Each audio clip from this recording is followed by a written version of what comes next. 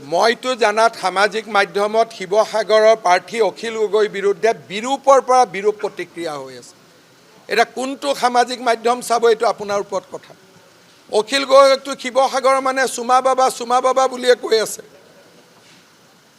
আৰু গোটেই সামাজিক মাধ্যম খুলিবই নোৱাৰে।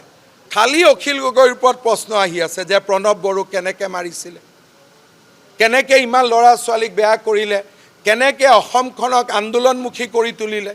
মইতো সামাজিক মাধ্যম খুলিলেই অখিল গগৈৰ বিৰুদ্ধে পাই থাকোঁ।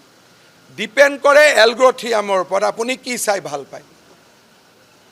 সামাজিক মাধ্যমটো এনেকুৱা বস্তু যি চাই ভাল পায় তাতে অলপ দেৰি ৰখি দিব, সেইখনকে আহি থাকিব। গতিকে আপোনাৰ তাত যিটো আহে মোৰ তাত সেইটো নাহে। মোৰ তাততো এটাই আহি আছে যে কুশল দুৱৰী নহ'লে প্ৰদীপ হাজৰিকাক এইবাৰ আমি জিকামেই আৰু চুমা বাবাক এইবাৰ আমি শিৱসাগৰৰ পৰা বিদায় দিম। এইটোহে মই পাই আছোঁ।